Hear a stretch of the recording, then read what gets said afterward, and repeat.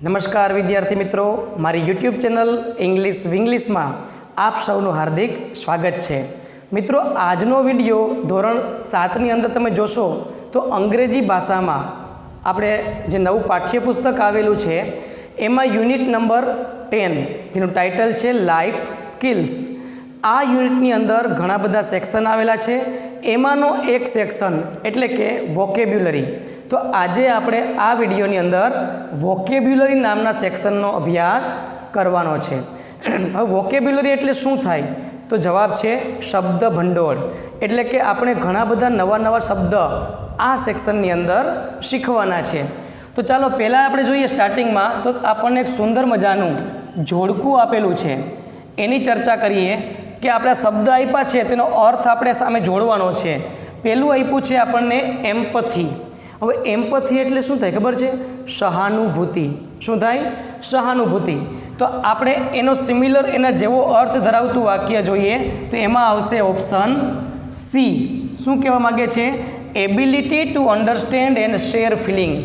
સમજવાની એબિલિટી, ક્ષમતા, અને ફિલિંગને શેર કરવાની. પછી આવે છે ક્રિટિકલ થિંકિંગ. ક્રિટિકલ થિંકિંગ એટલે કે વિચાર શક્તિ. તો એના માટેનું ઓપ્શન તમે જોશો તો એમાં આવશે ઓપ્શન ડી, એટલે કે ability to analyse information objectively. એટલે હેતુપૂર્વક જે માહિતી આપી છે એને એનાલાઇઝ કરવું, પૃથક્કરણ કરવું. બરાબર. ત્યાર પછી શબ્દ જોવા મળે છે કોલોબરેશન. કોલોબરેશન એટલે શું થાય ખબર? એકબીજા સાથે હળી મળીને કામ કરવું. તો એના માટે ઓપ્શન આવશે ત્રીજામાં ઓપ્શન બી. શું કહે છે કે એબિલિટી ટુ વર્ક ટુગેધર, એવું ઇફેક્ટિવલી, અસરકારકતાપૂર્વક સાથે મળીને કામ કરવું, જેને કહેવાય છે કોલાબરેશન. બરાબર. ત્યાર પછી ચોથો ઓપ્શન છે એડેપ્ટેબિલિટી. એડેપ્ટેબિલિટી એટલે શું થાય ખબર છે? કે કોઈ પણ પરિસ્થિતિ હોય ને તેની સાથે સાનુકૂળતા સાધવી. એટલે ઓપ્શન ઈ આવશે એમાં. શું કહે છે જુઓ, ability to adjust to new situation. કોઈ પણ નવી પરિસ્થિતિ હોય એમાં એડજસ્ટ થવાની ક્ષમતા, જેને કહેવાય છે એડપ્ટેબિલિટી. બરાબર. અને છેલ્લું છે પાંચમું રીસાઇલેન્સ. તો રીસાઇલેન્સ એટલે શું? તેમાં આવશે ઓપ્શન એ, એટલે કે ability to bounce back from challenges. કે કોઈ પડકાર ફેંકો હોય અને આપણે પડી ગયા હોય, હારી ગયા હોય, તો ફરીથી પાછા બેઠા થઈ અને હુમલો કરવો, એને કહેવાય છે રીસાઇલેન્સ. તો આ બધા શબ્દ મને ખબર છે કે તમારા માટે નવા હતા કે નહીં? એટલે આપણને આ સેક્શનમાં આવા ઘણા બધા શબ્દ છે ને એ આપણા ટચમાં આવશે. તો અહીંયા આ જોડકાનું કામકાજ થાય છે પૂરું. ત્યાર પછીની એક્ટિવિટી આપેલી છે મિત્રો આપને કે write the meaning from A dictionary. તમારે આ શબ્દનો અર્થ શબ્દકોશમાંથી શોધીને લખવાનો છે. એન્ડ મેક સેન્ટેન્સ, અને આપણે એનો વાક્ય પ્રયોગ પણ કરવાનો છે. તો ચાલો આપણે જોઈએ એક પછી એક શબ્દ. તો સૌથી પહેલાં તમને આપ્યું છે મિત્રો અહીંયા કોમ્યુનિકેશન. કોમ્યુનિકેશન એનો અર્થ શું થાય? તો મિનિંગ છે sharing of information or ideas. એટલે કે માહિતીને શેર કરવી, વહેંચણી કરવી. ગુજરાતીમાં લખ્યું છે વિચારોનું આદાન પ્રદાન, જેને કહેવાય છે કોમ્યુનિકેશન. તો એના ઉપરથી એક વાક્ય બનાવવાનું છે. એ વાક્ય બનાવેલું છે કે good communication is very important in every relationship. કે દરેક સંબંધમાં સારી એવી કોમ્યુનિકેશન જે છે ને, વાતચીત, એ ખૂબ જ મહત્ત્વની છે. બીજો શબ્દ આપ્યો છે ક્રિએટિવિટી. એટલે કે the ability to produce new and original idea. નવા અને શુદ્ધ વિચારો જે છે એની ઉત્પાદનની ક્ષમતા, એટલે કે ક્રિએટિવિટી, જેને ગુજરાતીમાં કહેવાય છે સર્જનાત્મકતા.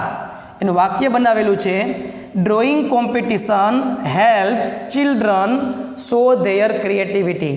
એટલે કે ડ્રોઈંગ કોમ્પિટિશન છે એ બાળકોને શેમાં મદદ કરે છે? તો કે તેમની ક્રિએટિવિટી બતાવવામાં. પછીનો ત્રીજો શબ્દ છે આપણી પાસે એનાલાઇઝ. એટલે કે વર્ગીકરણ કરવું અથવા પૃથક્કરણ કરવું. તો જુઓ શું કહે છે? Two examine something carefully in detail. કે દરેક વસ્તુને ઊંડાણપૂર્વક એક્ઝામિન કરવું, તપાસવું. એટલે કે ઝીણવટપૂર્વક તપાસવું કે વિશ્લેષણ કરવું.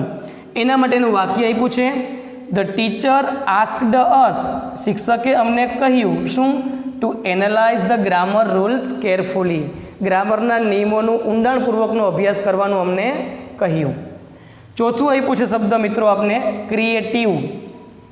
મીનિંગ છે having the ability to make or think of new things, કે નવી વસ્તુ બનાવવા માટેના વિચારોની ક્ષમતા, જેને કહેવાય છે ક્રિએટિવ.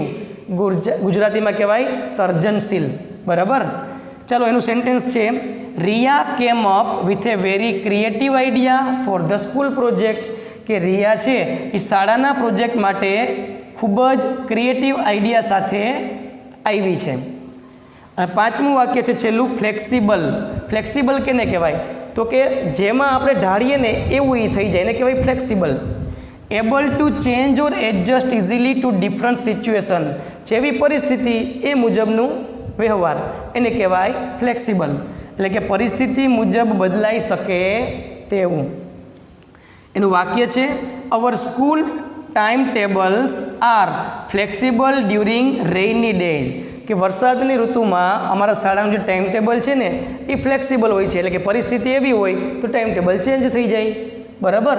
તો આ રીતે આપણે 5 વાક્ય બનાવવાના હતા. મિત્રો હવે આપણે પહોંચ્યા activity C. Use A dictionary or internet and find out which Indian language the word comes from. મિત્રો આપણને અહીંયા 7 શબ્દ આપ્યા છે. આ 7 શબ્દો આપણે ઇન્ટરનેટનો ઉપયોગ કરીને પણ શોધી શકીએ કે એ કઈ ભાષામાંથી લીધેલા શબ્દો છે. બરાબર. તો ચાલો આપણે એ એક્ટિવિટી તરફ જોઈએ. તો અહીંયા એ શબ્દ તમને આપેલા છે. જુઓ, દાખલા તરીકે કર્મ શબ્દ છે એ સંસ્કૃત શબ્દ છે, સંસ્કૃતમાંથી લીધેલો શબ્દ છે. એ રીતે આપણે આ બધા શબ્દ જોવાના છે. તો કે સાહિબ, સાહિબનો ગુજરાતી અર્થ શું થાય ખબર? સાહેબ, જે હિન્દી અને ઉર્દૂમાંથી લીધેલો શબ્દ છે. બીજું ચટણી, આપણે ચટણી કહીએ ને, ચટણી, આ શબ્દ છે ને એ હિન્દીમાંથી લીધેલો શબ્દ છે. વરંડા, વરંડા એટલે શું? બીજી શબ્દમાં આપણે કહીએ ઓટલો પણ કહી શકાય. બરાબર. તો આ શબ્દ છે એ હિન્દી અને બેંગાલી આ બંને ભાષામાં શબ્દ લીધેલો છે. એરેકા, એરેકા એટલે શું કદાચ તમને ખબર નહીં હોય, એનો અર્થ થાય સોપારી, જે મલયાલમ ભાષા અથવા કન્નડા લેંગ્વેજમાંથી લીધેલો શબ્દ છે. પછી આ શબ્દ કદાચ તમે નહીં સાંભળ્યો હોય, પેલેન્ક્વિન. પેલેન્ક્વિન એટલે શું થાય ખબર છે? પાલખી થાય. શું થાય?